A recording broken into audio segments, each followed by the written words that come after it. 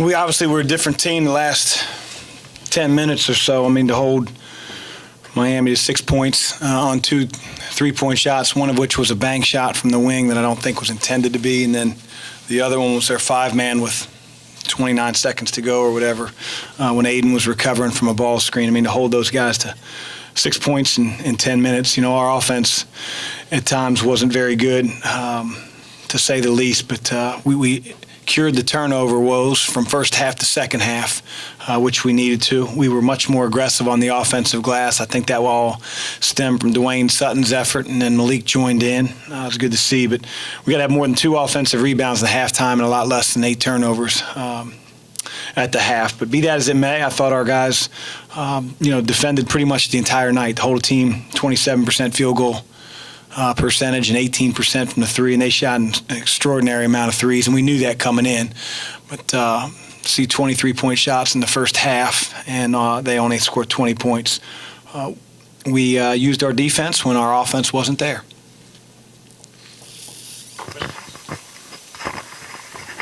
Dwayne, I think, was out there for pretty much the whole second half. What was he doing that made it so hard to pull him off? I mean, he just plays so dang hard, and I think as I pulled him off at the very end, Lucas, I told him that, you got to be that guy in the beginning of the game for us. You really do. And as much as I want to applaud him in the second half, he's been through enough wars. I mean, he's a fifth-year senior. He's seen so many different games, like whatever it takes to get his motor revved. I mean, he doesn't need a coach peeling the paint off the locker room wall to get going, or shouldn't need it. And I don't think he does. And so it was nice that he gave the tornado-like effort in the second half.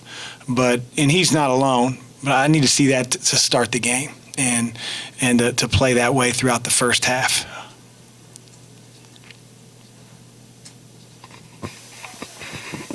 How do you feel about a 10-day layoff before Kentucky? It is what it is. It doesn't really matter if I hate it or if I love it. I think it's good that our guys get a chance to see their families, even though it's not on Christmas, it's around Christmas, and they'll adjust and figure out, when Santa's coming down the chimney for each of the households. And then, meanwhile, the coaches will be doing everything we can to get ready for a really good team on the 28th.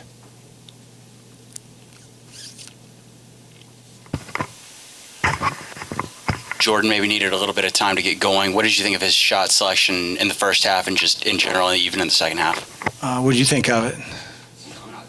Yeah.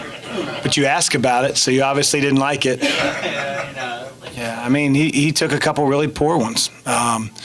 And again, I'm going to keep saying the same thing over and over, and that's why we pulled him the last 4 minutes of the first half. He took an absurd shot, and so it wasn't just Jordan. We had other guys shooting quick, and guys weren't ready to offensive rebound. And, I feel like a broken record. And I told the team in the locker room after the game, with so many fifth-year seniors on the roster and a system of play that I believe they believe in, they have to honor the process and be ready to do what we're supposed to do from minute one.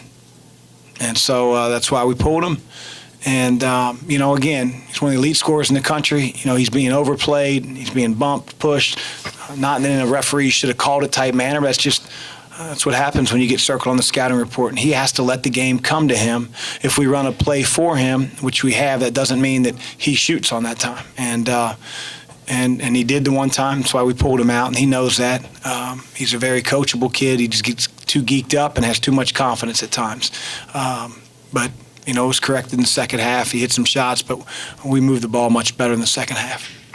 Did you think the reason Miami was hanging around so much early on before, I guess, the last 10 minutes was because they were beating you guys on the glass a lot of the times, or was it something else? I mean, that's a way to keep us, to keep up with us. I don't think we gave great effort to the offensive glass like we did in the second half. I thought Steve was MIA, and we're used to being able to go to him. I mean, when he ends the game with 1 for 3, 4 points against a 6'7", 270-pound center, it hurts our offense. And that's just the cold, hard facts. And we have to be able to rely on him to get paint touches and not settle for turnaround face-up jumpers for 15 to 17 feet. Anybody else with questions? It's 44-40. What's your anxiety level at that point? Do you think that this is a game that you expect to take control of at some point? Well, yeah, I think that, coming in, I knew we were the better team. But, Miami gained their confidence because of some, ill-advised shots and not good enough effort on the offensive glass to get the ones that we missed. And then I think the first 6-7 minutes of the second half, we struggled with ball screen defense like we really haven't all year. And then we corrected it without making adjustments. We did what we do better. And so I'm happy that we were able to sort of pick ourselves up and figure out a way to defend the actions that were hurting us. But again, I go back to fifth-year seniors have to be a little bit more ready to be the team that we practice to be every single day. It seemed like the guard play was more consistent relative, I guess, to other guys on the team. What did you think of that as a whole? Yeah, I thought Darius was terrific tonight. They tried to play way off of him a few times. He had open shots. I know he didn't shoot well overall from the field, but he hit a couple threes. I thought his defense was terrific. He gave great ball pressure. He blocked out. He was a pest when they were trying to find cutters off screening actions. I thought Darius did a really good job tonight for sure, and he played the most minutes of any of our point guards. David, probably going to say the same song and dance for him for a while. Some good, some not so good. And I thought Fresh was solid. We kind of talk about the human factor in these, and I don't know what your experience is on these last games before break or whatever. You don't expect fifth-year seniors to struggle with it, but is that a factor too in these games sometimes? You never know where 19, 20, 21-year-old guys' heads are at when they know they're going home to see their family. They probably have their bags packed, but we can't pack our minds before the deal is done. We talked a lot about it. Just happy that we were able to finish the game the right way in such an overwhelming fashion in the last 10 minutes. But you always worry about that as a coach. Chris, what will the plans be? And will you give them a few days off now? Yeah, they'll have a few days off, and then we'll reconvene well before Christmas, so they won't have Christmas at home or Christmas Eve, or really by the end of the weekend they'll be back. So they get a couple days, and then we'll turn their attention to a good team for the 28th.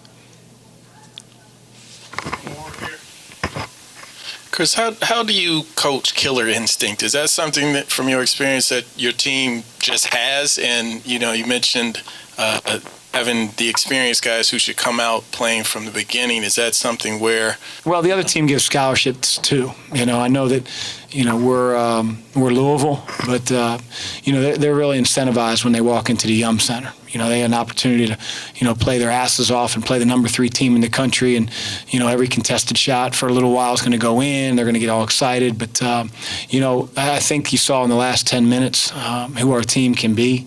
I didn't think we had hit the panic button by any means. I thought our defense completely clamped down.